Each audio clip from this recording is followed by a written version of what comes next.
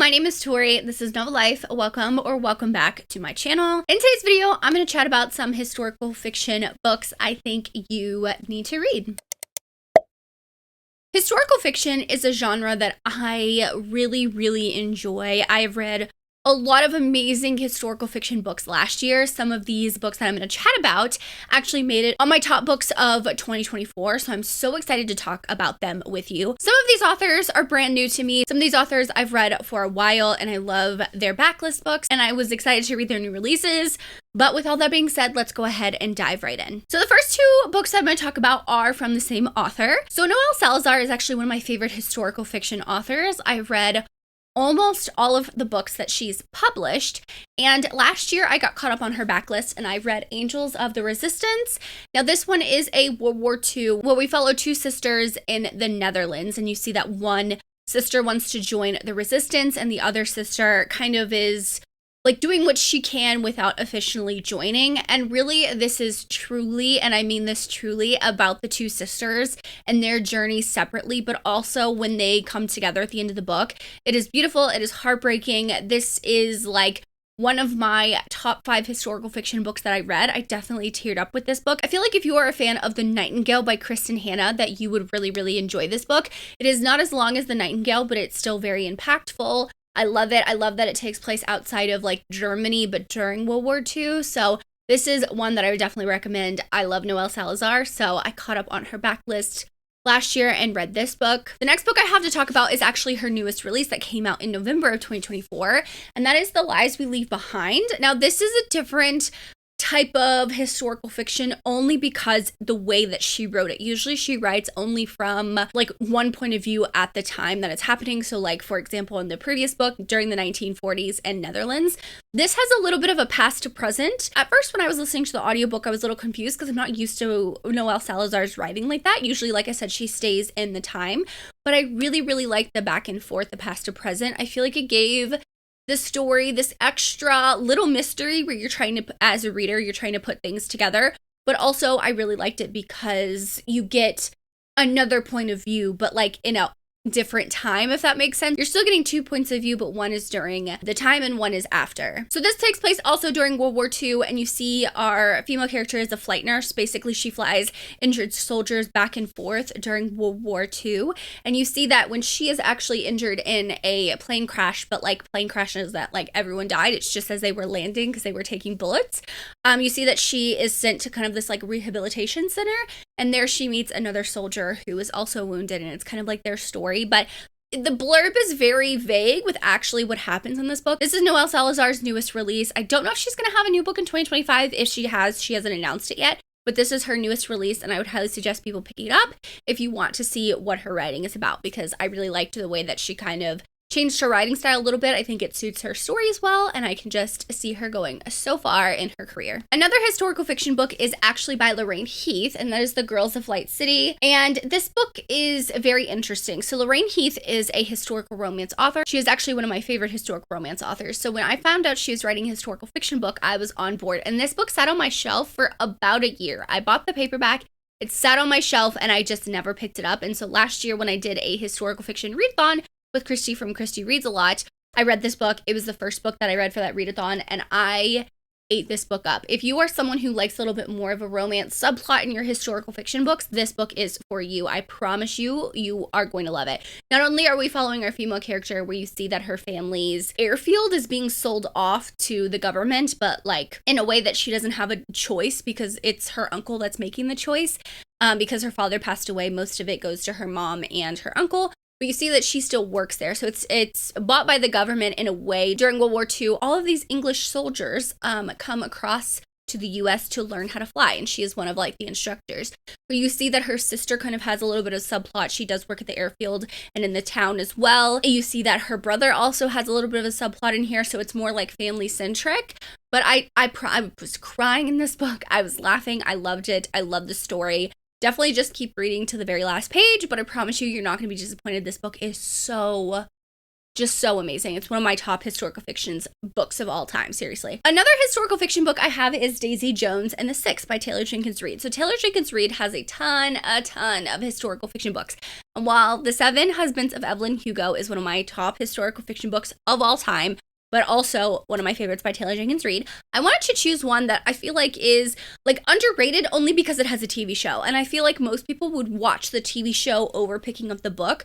But I will say that if you have not read the TV show, read the book first. But if you have read the TV show, go back and read the book, because I feel like the book gives a little bit more detail, a little bit more character development in the book than you kind of see on the TV show. I have a whole video that I did, I think like 2 years ago now, where I read this book and then I watched the TV show and I kind of broke down what was the same, what was different, all of that stuff. And I personally am someone who I enjoy the book more. I think that the TV show did an amazing job doing an adaptation, but for me, I loved the book and I loved reading it. It was interesting how it's told, this story, because it's told by kind of interviews of Daisy Jones and the Six, the band. But the TV show is just told from like their point of view, that you're watching them go through things. So it's just a different experience that you get when you are reading this book. So yeah, overall, I would say read the book. I always think that with any adaptation, movie, TV show adaptation, that everyone could read the book and get something else out of it. So I highly suggest picking this up if you haven't. Another book that is set in World War II, actually, is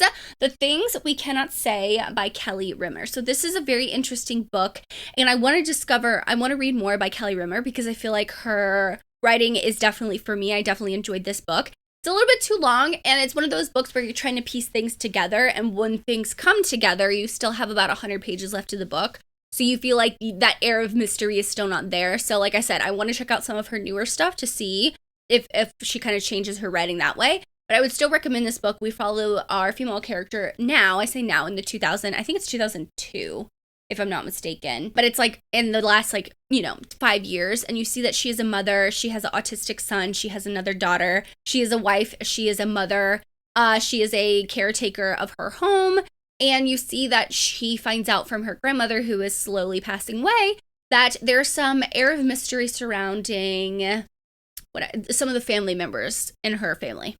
I'll say that. I don't want to spoil too much, but it's very interesting because we get her point of view now, and then we get this past point of view in 1942, which I find is so interesting because you're trying to figure out whose point of view this actually is, because it's not who you actually think it is, if that makes sense, because of the characters you meet at the beginning of the book. So, like I said, I find this really interesting. I love the storytelling aspect of it. I love the air of mystery surrounding everything of who's who, all while trying to piece things together. But I also think that the author did a really good job in the now of a female character who wants to be a wife, a good wife, wants to be a good mother, but also struggling with doing anything else and having like a life outside of all of that. So I really enjoyed this one. This one was really good. So I personally like reading historical fiction books that are set in like World War I or World War II, but at the same time we get like a different perspective, or I learn a different piece of history while I read my historical fiction books. That's partially why I read historical fiction, because I love most of the time romance, but I love just learning about a different point of history. And The Porcelain Maker by Sarah Freethy. This is her debut novel, and I will say I really enjoyed this story. I think this author did a really good job as her debut book, and I can see her writing getting better and better, and she hones in on her writing style as she publishes books. But this one was so interesting because it is about a porcelain maker in Germany, and it's so interesting. You see that these two characters, it is a male and female. You see that they are together, they're living in Germany, and then the war starts, and things are very interesting. She is not Jewish, he is Jewish, and you obviously know what happened in Germany to Jewish people, but because he is a porcelain maker, because he has this artistic ability, he's not sent to the normal concentration camps that we know. He is sent to a different kind of camp where he's forced to make things, but they have a little bit more freedoms, and it's not, I mean, the conditions are still horrible, but there's like slight differences, but then you see our female character at the same time of what she's doing. So you're basically following two different storylines at the same time, and it is very interesting. And I really liked the audiobook. I just thought the writing of this book was so just well done. And I think that once she hones in on her storytelling a little bit more, that her books can be amazing for me. So that she's an author that I will definitely pick up the books as she publishes, because I'm very, very interested to see what she writes next, only because she takes such a small piece of history. Like, I didn't even know that there was like a whole department where they made things in concentration camps, in certain camps in Germany. So I just thought it was really interesting that I learned a piece of history, but also getting a beautiful story. And the last book I have is one of my favorite books of 2024. I feel like it was a lot of people's favorite books of 2024, and that is The Women by Kristin Hannah. This was my first Kristin Hannah book, and I fell in love with this book and her writing. I feel like everyone has read this book, but if you were someone who is nervous to pick up this book, or, you know, you're scared of the emotions that are going to come up, I promise you all the emotions are good, and you will not stop thinking about this book even after you finish it. Like, I read it February of last year when it came out, and I promise you, I still think about these characters, and I still think about our female character and just the feminine rage that she has and just the injustices that were done to her throughout this book. But it tells such a beautiful story. Like, even though this is during the Vietnam War, which is different than World War I and World War II historical fiction, I feel like there's a ton of those, but this is just so important because the Vietnam War was a war that we did not win. We were not winning, but we were told that we were. So it's so interesting to see that and how she goes into the war as a nurse, and she's notices that so many things are flipped upside down, and she's like, wow, this is not actually what we were told. And there's horrors that happen and that she sees, and just all of these things, but also like interpersonal relationships during wartime between male and female people, friendships, female friendships, you know, male friendships, the blurred lines that can happen. It was just beautifully put together in an amazing book, and I love it. So if you have not read this, I highly suggest picking this up. It's one of my favorite books of all time, one of my favorite historical fiction books of all time. And yeah, just amazing. She is an amazing writer. But those are all the historical fiction books I have to share with you. You can let me know if you have any recommendations for me in the comments down below. I'm always looking to add to my historical fiction collection. If you've made it this far and you want to let me know, leave me an airplane emoji, because most of these are flight nurses. They are in the war. They've flown in and out of the war. So leave me an airplane emoji in the comments down below. Thank you guys so much for watching. Make sure you like and subscribe for more content for me. As always, I hope you're living a novel life, and I will see you in my next one. Bye, guys.